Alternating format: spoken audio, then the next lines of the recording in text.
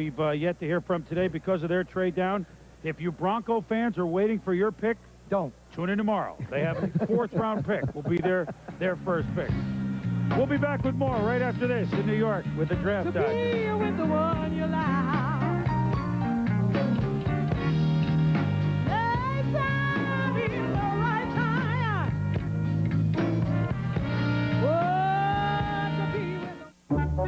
It's as far as Michelin science has ever gone. Our biggest breakthrough since we invented the radial. Technology that brings us to a new level of performance, in good weather and bad. In the rain, in the snow. Technology so advanced, it even saves gas. The new energy tires with Radial XSE technology from Michelin. It's science that goes beyond magic. For years, AT&T's television commercials convinced my mom, my sister, and me not to join MCI savings programs. Then we heard about MCI's new friends and family, and we decided to try it. So we joined together. Now, when we spend just $10 a month, we save 50% on all the calls we make to each other. That's half of what we used to pay on AT&T's basic rate for the same call. And now we realize that all the time AT&T was telling us not to join MCI, they were charging us America's highest long-distance rate.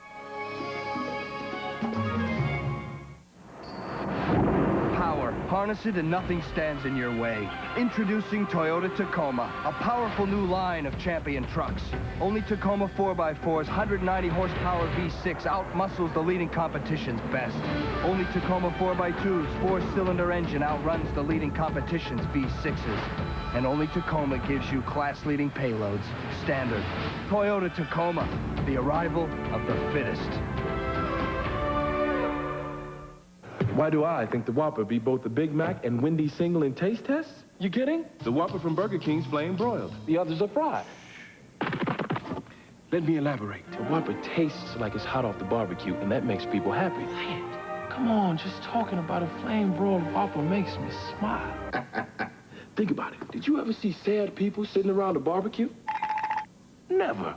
Come in and ask for the winning Whopper and get it for just 99 cents for a limited time only at Burger King. Welcome back to the 60th annual NFL Draft. The phone lines are burning up, and we will now hear from the Cleveland Browns for the first time today. The Browns are drafting 30th because earlier today they made a trade with the Super Bowl champion San Francisco 49ers to move all the way up to the 10th slot, which the 49ers selected J.J. Stokes, the outstanding wide receiver from UCLA. In exchange, the Browns get this pick, which we're on now, a 3rd, a 4th, and the 1st of the Niners next year. So that's why Cleveland's now on the clock with about 9 minutes to go. Let's go quickly down to Andrea Kramer in Jacksonville. Andrea? Well, Chris, it's been a bit of a tough day for the Browns. They wanted Mike Mamula. They didn't have enough firepower to trade up for him. They wanted Kyle Brady. They got nipped in the bud by the New York Jets the pick before. They didn't get him, which caused them to move down. Bill Belichick's looking at an AFC Central in which he now has to play against Ki-Jana Carter and Little Man Stewart, James Stewart from Tennessee. So I think we can look for this pick to be Craig Powell, the linebacker from Ohio State. He's the guy that they really wanted, and they're in there discussing him now, but I think that's who we're going to see. Right now, let's head to Chris Myers in Dallas. Thanks, Andrea. A personnel director told me that while the Cleveland Browns were on the clock, they called. Cleveland, of course, thought they were going to get Kyle Brady, as you noted. They called to possibly make a deal with Bill Belichick, and they said that he was so upset and irate over Kyle Brady being gone that they could hardly understand what he was saying over the telephone. It was not the 49ers, who later, of course, traded with San Francisco. Part of that was because Cleveland wasn't sure in which direction they would go, since the man that Kyle Brady they wanted was no longer there. Let's go back to New York now, Chris Berman. All right, Chris, thank you. The Browns have about 8 minutes to make their selection. Cleveland, Kansas City, Green Bay, and then on to round 2. And by the way, at 7 Eastern time tonight, the draft continues on ESPN2. Mike Tirico and company. First and second round coverage all day, all night here on ESPN. We'll be back.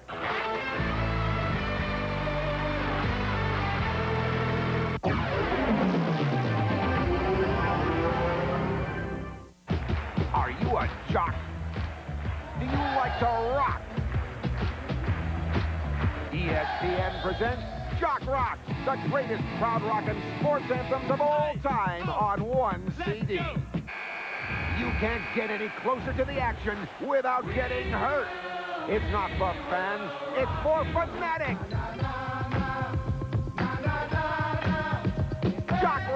at record stores everywhere. We're going to have a pumping workout today. Let's get to our chair and go. And back and up. Imagine an exercise this easy to do that actually does you some good. Feel the burn. And back and up. And back and up. Introducing the SoloFlex Rocket. It gives you both an aerobic workout and builds muscle for permanent fat loss. And you can own it for less than you'd imagine. Call now for a free brochure and video. The engine, a superbly fine-tuned piece of motion machinery. It possesses 750 horsepower savagery and an uncontrollable spirit fueled by fire, driven by courage. It has a mind of its own and praises those that can dance with it. The engine is four-wheel terror. NASCAR on ESPN. Strap in. The Haynes 500 tomorrow at 3.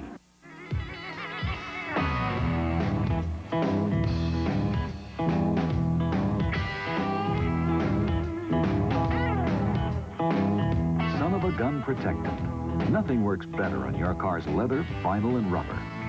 It can turn just about anything into a great-looking car. Nice car. What, this pile of junk? Give it the gun with Son of a Gun. And now give your tires a quick kick with one-step tire care. Should a man be judged by what he wears?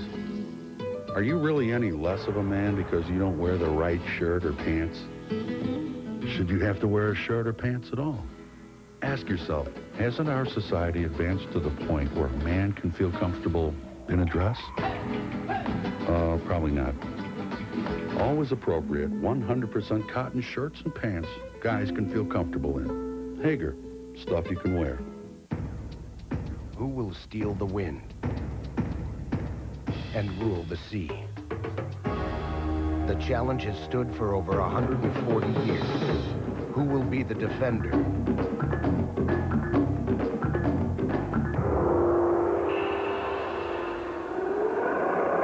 Who will rise to the challenge? The America's Cup Defender Finals on ESPN.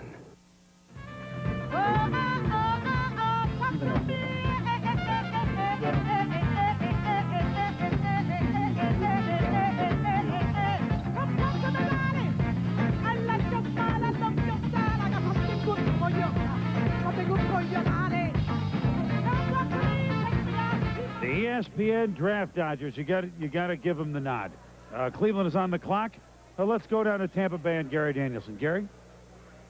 All right, Chris, quickly before the pick by Cleveland, the frustrations have really mounted for Cleveland. First, they lose, can't get Mamula. They don't get Brady. Tampa Bay sources here said they would have traded had they known the Jets would have taken Brady. And then the guy they moved down to get with Devin Bush was taken by Atlanta, so they lose Metcalf for really a second-round pick back to New York. All right, Gary, thank you. So that was no sidebar with Sam Weiss. That was a Cleveland sidebar. Let's go to the podium and get the pick from the commissioner. Joey, somehow I think you know who this is. 30th pick in the draft, the Cleveland Browns select linebacker from Ohio State, Craig Powell. Kansas City is now on the clock. Well, we had it written down. Joe had us all write it down 10 minutes ago. Let's give him the nod. Mel, Craig Powell, come out early, Ohio State. Came out early. He's an overage kid. He played defense. Wait, there's nobody overage. Let's get that straight. Go ahead. Well, he's 24, Joe. Played team, a down defensive end here coming off the corner, and his forte is getting after the quarterback. Speed guy, needs to develop a little more finesse. Here he is up, so he played down and up. You even see him playing middle linebacker on the next split. Pursuits is forte. What he needs to do is just make more impact plays and not disappear at certain parts of each game. You'll see him here. He is in the middle here, pursuing to the flanks, can get outside, runs maybe a 4.55 at 228 pounds. Not huge, but certainly big enough. And like I said, you have to, when a player doesn't make his impact felt on a consistent basis, I guess the question would be instinctive ability, and that's why Craig Powell, even though he has great computer numbers and was a great workout, is still here at the end of the first round. Yeah, but normally a kid like that, Mel, I think has an opportunity to not only add something to the ball club, but he's probably going to add about 10 pounds of muscle. That makes him even a better linebacker. I think even though he's 24 years old, he's got the maturity to understand what it takes. Certainly the Browns are not getting a problem. They're getting a productive player who can improve. Let's get a comment from someone who's certainly watched all these players play week in and week out, our host of College Game Day, Chris Fowler up in Buffalo. Craig Powell, the overage, if we dare say, linebacker of Ohio State. Yeah, Boomer, interesting to watch three linebackers go in the first round, even though Mel and others have said it's one of the weakest crops of linebackers in years. With Mark Fields, Derrick Brooks, and now Craig Powell going, one name pops into my mind, Simeon Rice, the linebacker from Illinois who chose to stay in school. That's admirable, but no doubt with the priority teams place on linebackers these days, his name would have been called early in the first round. No disrespect to Craig Powell, but if you talk to players who played against him and played against Rice in the Big Ten this past season, Rice much more of a finished product. Now we'll have to see how that works out, staying in school for his senior year at Illinois, but certainly with the teams needing linebackers, Rice's name would have been called, it seems, very early today. Boomer? All right, Chris, again, we lauded Ty Wheatley staying in school. The same thing with Rice. Rice will be, well, I mean, it's hard to, we're projecting next year already, Mel? #1 pick next year, Chris, barring injury. And I think that's the factor you always have to worry about. You know, if he comes out this year, he's probably a top 5 pick. He goes back, he has a chance to be the #1 pick. So if you look at that, it was a positive. By going back, he could be the featured guy here in New York late April of '96. Late April, and it already feels like already. Late April in '96. Are we there yet? With the 31st pick coming up, the Kansas City Chiefs will be on the board for the first time. We'll be back.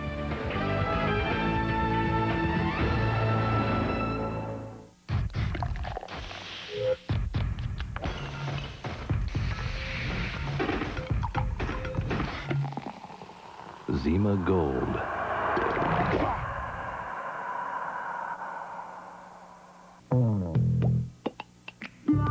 I need coffee. Coffee. It's Jerry. He runs the Super 8 motel. He's like all their people, friendly and helpful. Can't be a relative.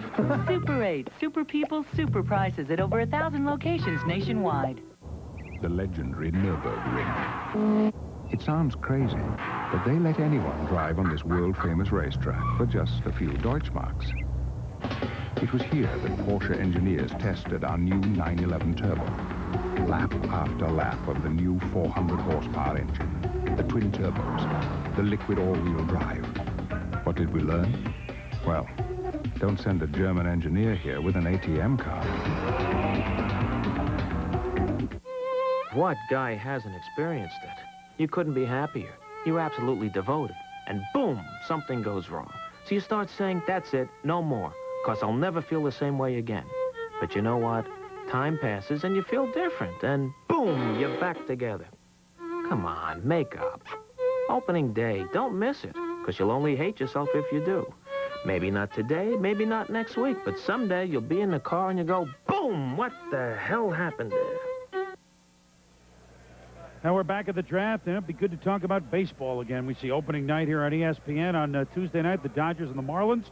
And then the triple-header Wednesday, the early game. I have a chance to do opening day at Yankee Stadium at 1:30 with Buck Martinez as we have the Rangers at the Yankees. And then the game we're all excited about at 7:30, the opening, regular season opening of Coors Field in Denver as the Colorado Rockies meet the Mets at 7:30. And then at 10:30, the Pods in Houston, who essentially traded each other's team in the offseason. Now they'll be wearing different uniforms. So one game Tuesday, 3 games Wednesday here on ESPN. Baseball finally is back. Kansas City Chiefs are on the board, and what we thought they might have picked had they stayed at 19 might be O-line, Joe, with new offensive line coach Art Shell of the Chiefs. That sounds odd to say. Art Shell of the Chiefs. He's not going to be playing, but here are the guys who would. Well, I think you take a look at the offensive line. John Alt is a back question. Sotz, Grunard, Shields, Criswell, and, of course, the reserve is Singler. The thing you have to be concerned with is at the end of this year, 3 of those guys are going to be free agents. To me, an offensive lineman, Derrick Brooks, would be a good choice out of Kansas State. He's a good pass blocker. He's a left tackle. He's a young guy. And as Chris mentioned, I think it's only fitting that the Kansas City Chiefs now go out and get some offensive linemen after Joe Montana's retired. Right. So it seems to make a lot of sense when you start to think about the future of this football team. Steve Bono, though, is very happy.